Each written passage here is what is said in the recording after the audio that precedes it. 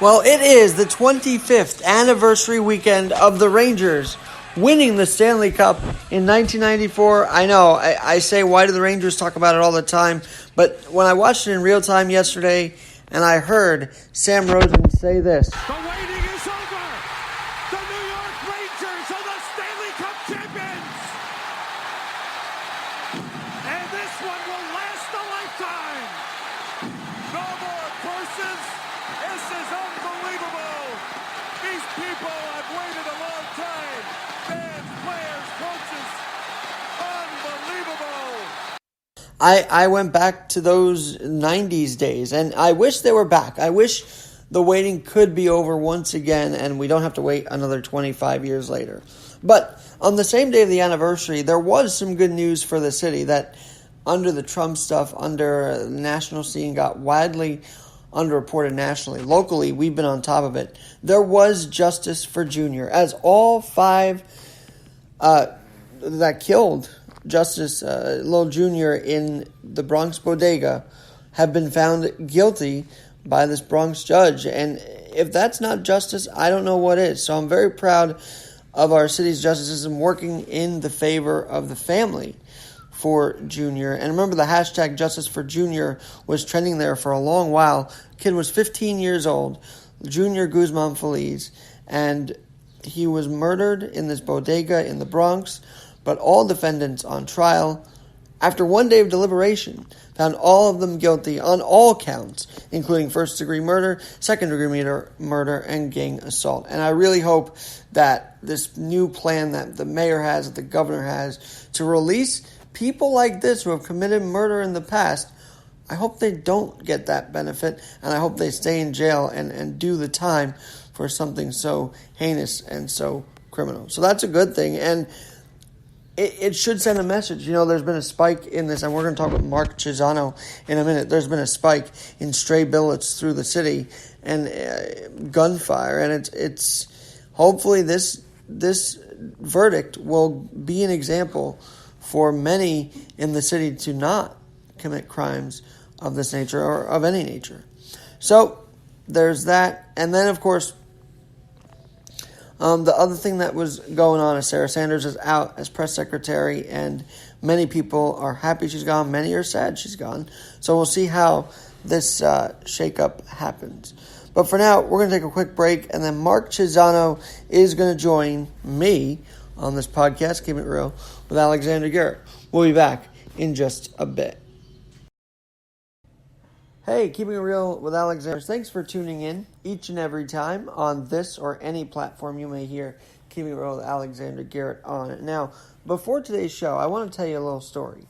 When I was a young producer 5.5 years ago, someone recommended to me City and State New York, and I'm really glad they did, because working at a political radio station, I was able to get some great political insights from cityandstateny.com. With the first read tonight, they cover downstate, upstate New York. They cover national news as well. But they're more than just your newsletter that hits the inbox at 5 p.m. or even early in the morning. No, they actually do some very cool events. And one that's upcoming is the Queen's Power 100.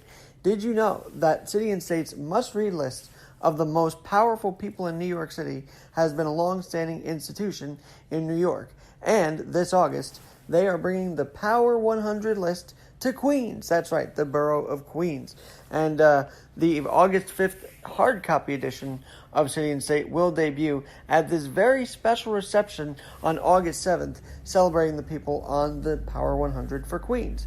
This event is a great place to connect with influential people in Queens, whether it's government, academia, advocacy, media, or business. The Queen's Power 100 is certainly a premier networking opportunity. So join us in celebrating the people who are on the list, as well as seeing where they're ranked. Get a copy of City and State's Queen's Power 100 Specialty Edition this August 7th from 6:30 to 8:30 p.m. at the Bordeaux LIC. And here's the coolest part. If you use my promo code Keeping It Real, that's KEEPINGITREAL, Keeping It Real, you will get a 20% discount. Now, we're going to get people on the show from City and State to give more information on this, but you should definitely check them out.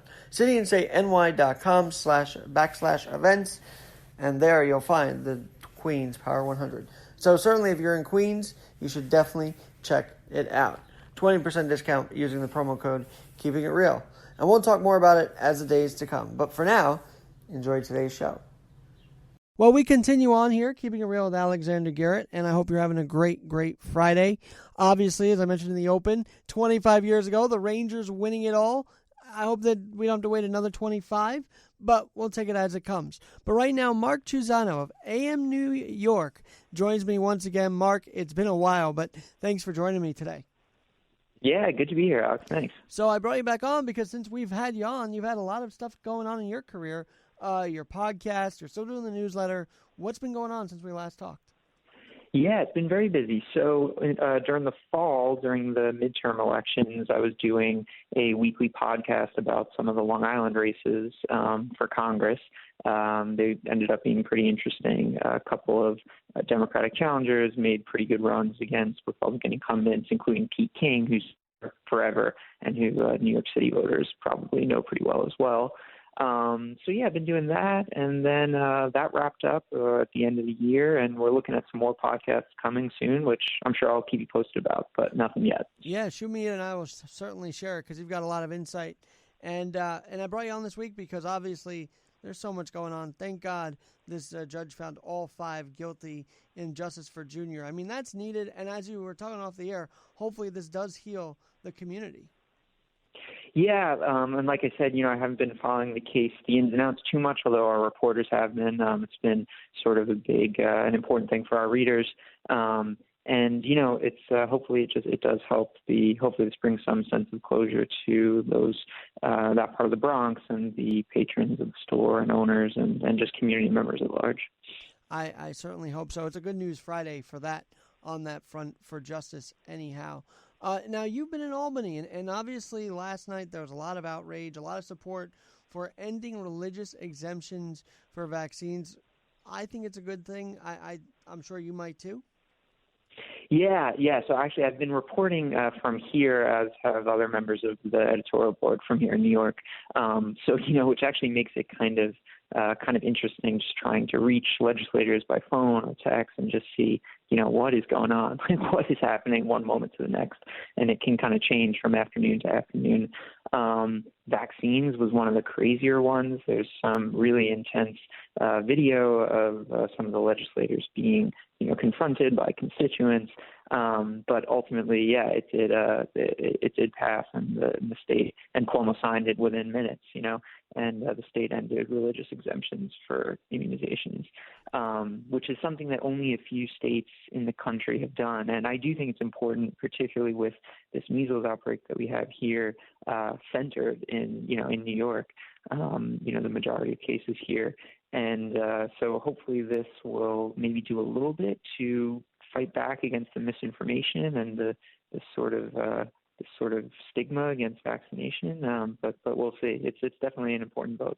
Well, and I tell you, Cuomo signed that immediately. He's been, since reelected, he's been wanting to be first in the nation on almost everything. And I feel like this is one we have to be first in the nation on because, as you say, we're the epicenter right now of this epidemic. And for him to take this and legislature to take this action right now is probably one of the most vital keystones of his governorship.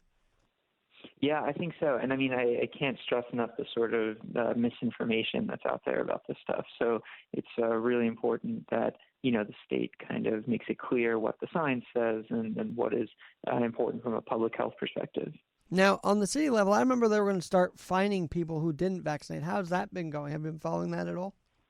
Yeah, that's right. There's been, I don't know if how it works on the individual level, but I know that the some of the daycares and yeshivas have been threatened with closure. I believe 2 yeshivas I think had just closed this week, were closed this week because of not complying with the vaccination orders. So I think that's another strong attempt that the city is making. Mayor de Blasio has also similarly been pretty straightforward about this and coming at it strong from the beginning, which again I think is a good thing.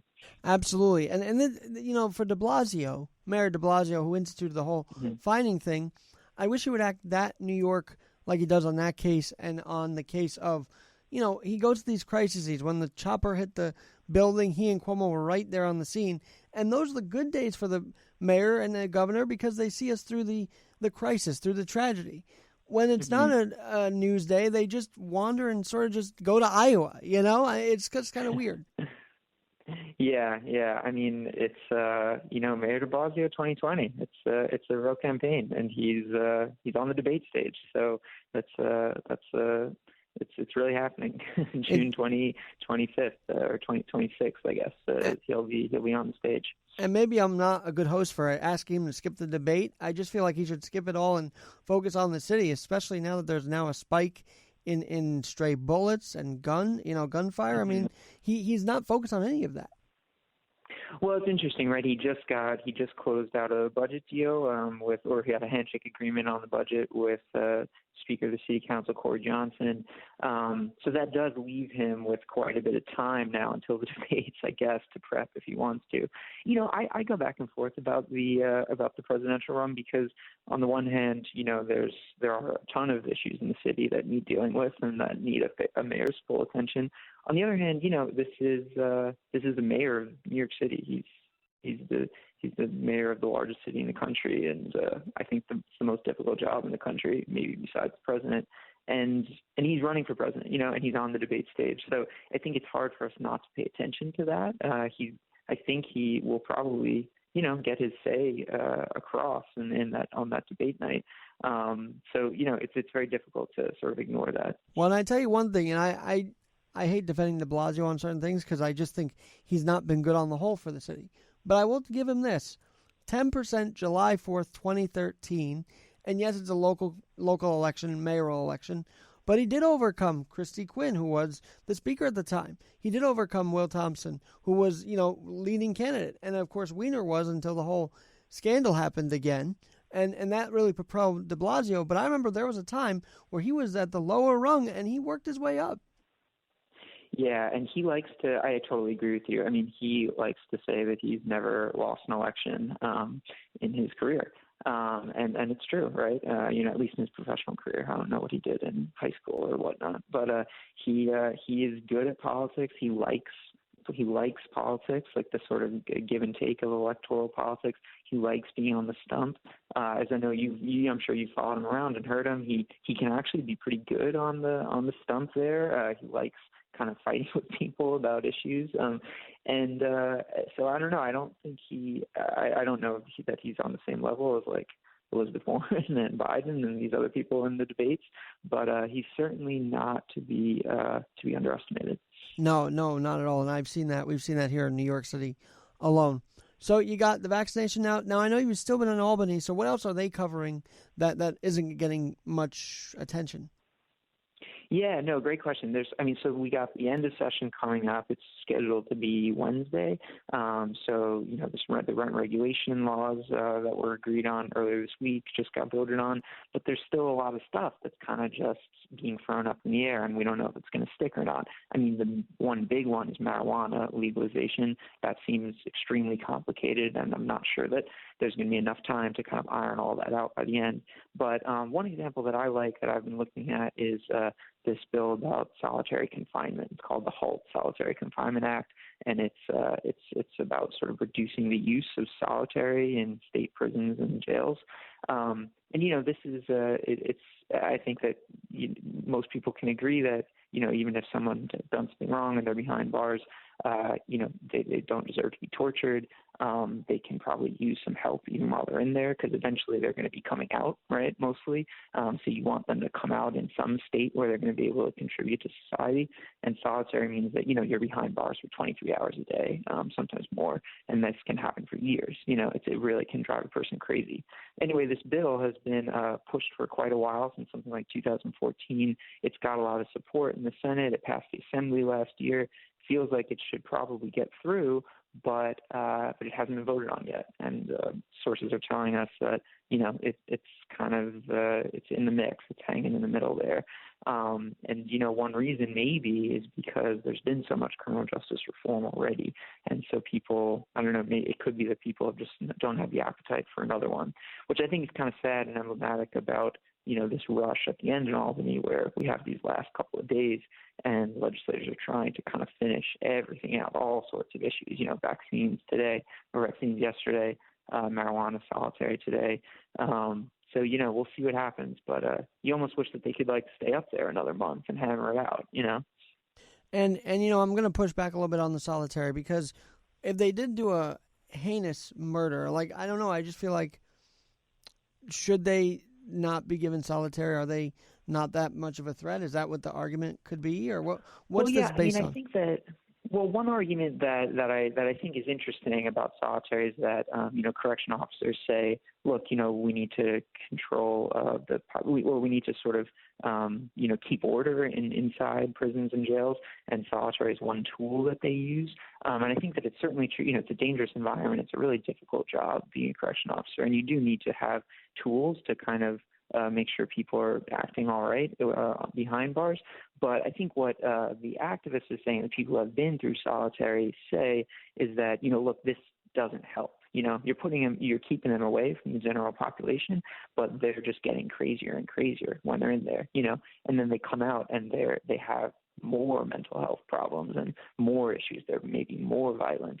So, what this bill does is say, here's different ways to kind of separate these people from a general population, put them in another cell and give them services, give them something to do, maybe don't have them be locked up there as long during the day, give them a couple of hours outside the cell.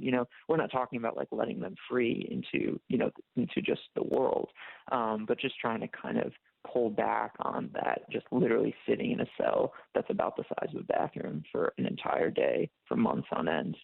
It'll drive anyone crazy. Well, I know the governor's also had bills, and wanted things where he can release felons, even second, third degree murder felons. And I feel like, if we move someone from solitary confinement that did a murder, could that then be the next step of releasing them out into the world, or do you think they're totally separate? Right. Well, I mean, I should say, it's not sort of taking them out of solitary and taking them outside the prison. They're obviously still, in the prison itself. I think that we're sort of debating right now where the pendulum of criminal justice should be. I think for a long time, especially when New York was going through a crime wave and there were tons more murders than there are today, then the general consensus was, look, we really need these strong laws and strong policies to keep everyone safe. Now that the city is much safer for various reasons, I mean, you can have a whole podcast about the reasons New York is safer today, but it certainly is. That's uncontrovertible.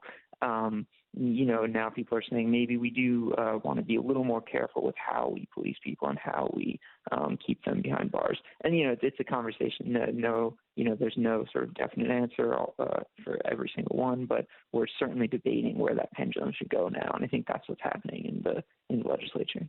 And so you see this debate, and what did you think of that debate when you saw it in the assembly firsthand?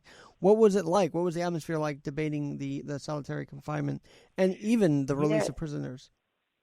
Well, so I haven't actually been up there. I've been stuck in New York City with everybody else. But what's funny about this one is that there hasn't even really been much debate, in the open about this issue or many others. So much of it is kind of behind closed doors, as the activists say, and it's it changes every day, whether something is going to pass or going to be brought up or just left behind for the session. So it's all very confusing and difficult to say exactly what's going to happen until it does. And Mark, you write for AM New York. We're talking about Mark Chiusano, editorial board, and the AM New York morning newsletter. And how's that going? What else are you covering in the newsletter these days? Yeah, it's going great. And you can sign up at amny.com/amexpress if you're interested. It's a column about New York City 3 days a week. So one thing we're looking at is the Queens District Attorney race. And you're a Queens guy, right? Right. I am. I'm Yeah. not born and raised. I was born in Manhattan, but I now live in Queens for the last 17 years. Do you like the, you know how Cuomo always says he's a Queens boy? Do you like that? Does that get on your nerves? I think it's just All right, interesting no. that both of them are going at each other's throat, Cuomo and Trump, and yet all three of us are Queens boys as far as I'm concerned, because we're all from there in some capacity. Right. Well, anyway, there's obviously, you know, I mean, personally, I think this is the most important election in the city this year is the Queens District Attorney. You know, Richard Brown was a district attorney there since 1991, the year after I was born. He was appointed by Mario Cuomo, who's the father of the current Governor Cuomo. So, you know, it's really been this one guy who was the chief law enforcement official in, you know, New York's most diverse borough for decades. And he announced he was retiring not so long ago and passed away, had Parkinson's disease just recently. And so there's been this swarm of candidates who are looking to replace him. There's 7 Democrats right now, and they kind of run the gamut. I mean, you have on the one hand you have Tiffany Caban, who is a public defender, 31 years old, is pretty far on the left side of things. And then you have Greg Lasik, who is a former state Supreme Court judge and prosecutor himself, a little bit more within the mold of the previous district attorneys.